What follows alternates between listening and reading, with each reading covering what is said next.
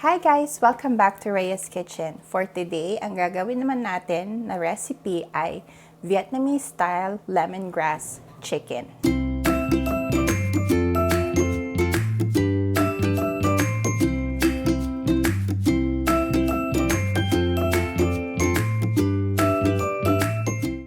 Okay, so here are the ingredients that we need. We have brown sugar.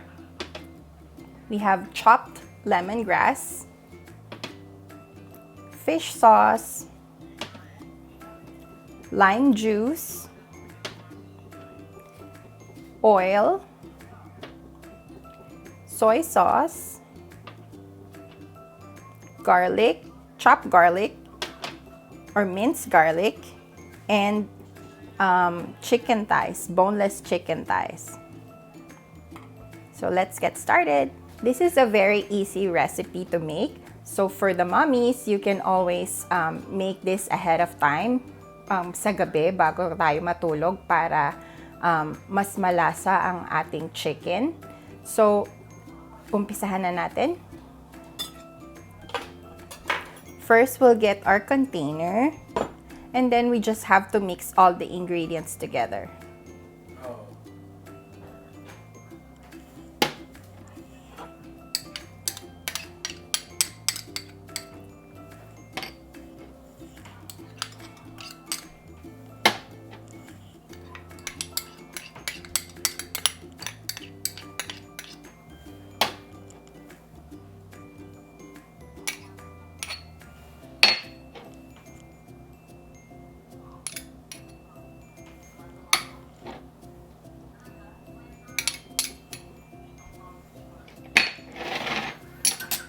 So, i-mix lang natin ang ating ingredients.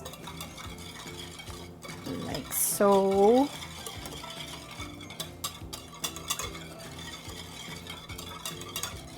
Yan.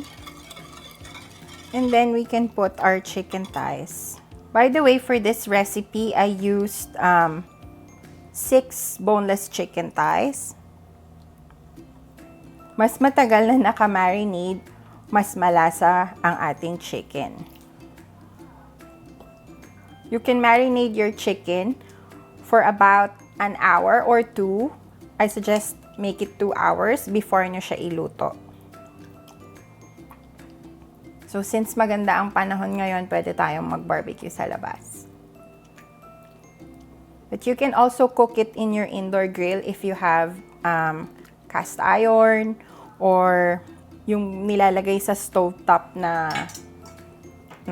cast iron grill, pwede nyo rin yung gamitin. So, ayan.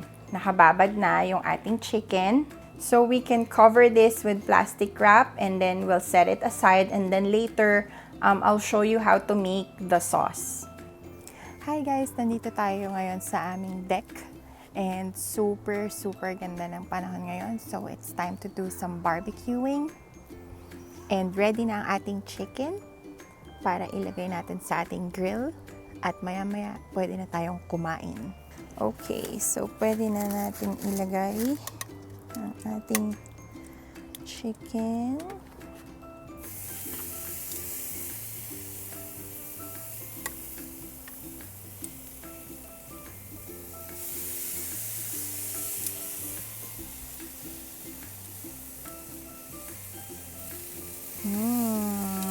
Aamoy ko na ang ating lemongrass marinade. And I'm sure na masarap din to. Okay guys, so ngayon nakasalang na yung ating chicken. Hintayin lang natin siyang maluto. But of course, kailangan natin siya laging bantayan para hindi masunog. And then maybe halfway, pwede natin siyang baliktarin para to make sure na even yung ating pag-cook sa ating chicken. Okay, halfway, baliktarin na natin. Look at that guys. Yan na lang kanyang color.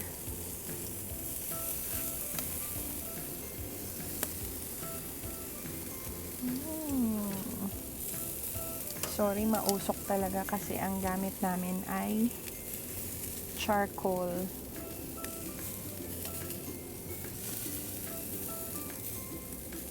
So guys, luto na yung ating chicken. Transfer lang natin. Excited na ba kayo mag-try? Okay guys, so kukuha na tayo ng chicken natin. Hihiwain lang natin siya.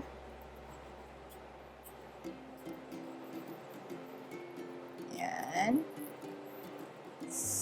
So juicy. Tingnan niyo naman lahat ng lumalabas ng mga sauce. Yan.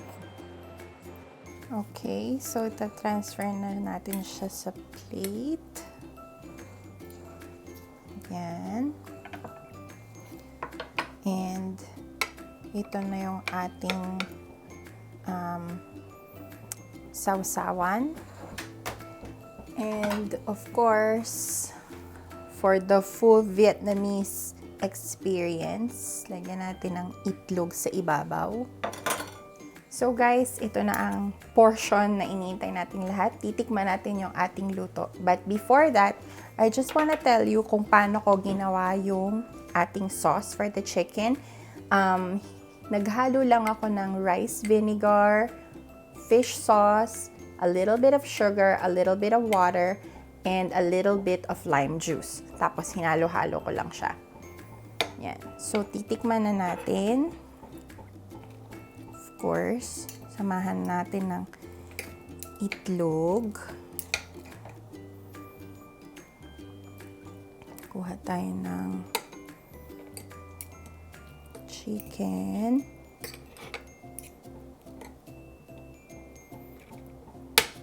Yan. Lagyan natin ng sauce.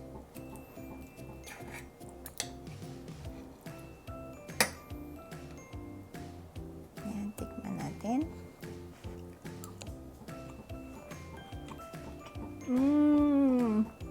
It's just like yung sa Vietnamese restaurant. So guys, I hope you enjoyed this video and hit like and subscribe for more cooking videos to come. And kain na tayo. Bye!